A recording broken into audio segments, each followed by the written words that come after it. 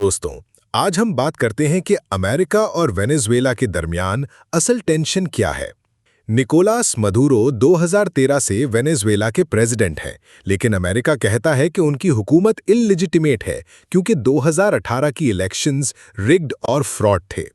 फिर अमेरिका ने वेनेजुएला पर सख्त सैंक्शंस लगा दी, खास तौर पे ऑयल एक्सपोर्ट्स पर, जो वेनेजुएला की इकोनॉमी की बैकबोन है। इस वजह से मुल्क की इकोनॉमी लगभग कोलैप्स कर गई और लोगों को बेसिक चीज़ों की भी कमी का सामना है। अमेरिका ओपनली ऑपोजिशन लीडर खुआन ग्वाइडो को सपोर्ट करता रहा और 2019 में ट्रंप ने उसे वेनेजुएला का लेजिटिमेट इंटरिम प्रेसिडेंट भी कह दिया। ये बात मदुरो को और ज़्यादा गुस्सा दिलाती रही। सिर्फ इतना ही नहीं, अमेरिका ने मदुरो और उनके ऑफिशियल्स पर ड्रग ट्रैफिकिंग और नार्को टेररिज्म के इल्जाम भी लगाए।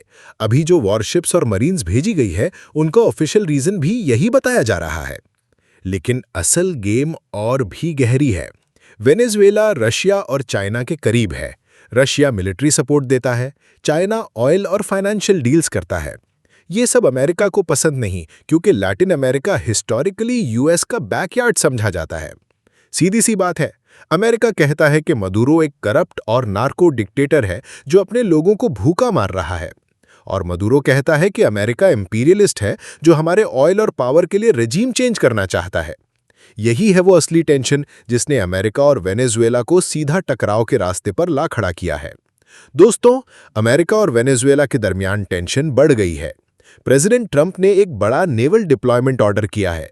इसमें 7 वॉरशिप्स शामिल हैं, 3 डिस्ट्रॉयर्स, एक न्यूक्लियर पावर्ड सबमरीन और तकरीबन 4500 ट्रूप्स, जिनमें मरीन्स भी हैं।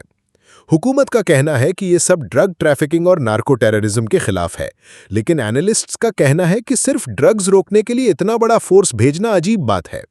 असल मकसद शायद निकोलास मदुरो की हुकूमत पर प्रेशर डालना है या फिर रेजीम चेंज लाना। एक्सियोस के एक इंसाइडर ने तो सीधा कह दिया, ये 105% नार्को टेररिज्म के लिए है, लेकिन अगर मदुरो हट गया तो किसी को बुरा नहीं लगेगा। कुछ एक्सपर्ट्स इसे नोरेगा पार्ट 2 कह रहे हैं। याद है 1989 पनामा इन्वेजन? अब सवाल ये है कि क्या ये फुल स्केल इन्वेजन होगा? ज्यादा एक्सपर्ट्स कहते हैं कि मुश्किल है, लेकिन मरीन्स और स्पेशल ऑप्स के होने का मतलब है कि प्रिसिजन स्ट्राइक्स या snatch and grab operation possible है। वेनेजुएला ने अपनी मिलिशियाज को तैयार कर लिया है और अमेरिका पर इल्लीगल और इंपीरियलिस्ट हरकत का इल्जाम लगाया है। ऑपोजिशन के कुछ लोग इसे मदुरो की कमजोरी का सबूत समझ रहे हैं। तो दोस्तों, खुलासा ये है कि अमेरिका ने अपना नेवल पावर वेनेजुएला के समंदर के करीब दिखाया है, ऑफिशियल तौर पे ड्रग्स के खिलाफ, लेकिन असल गेम शायद और भी गहरी है। क्या ये सिर्फ गनबोट डिप्लोमेसी है या मदुरो के खिलाफ एक बड़ा प्लान चल रहा है?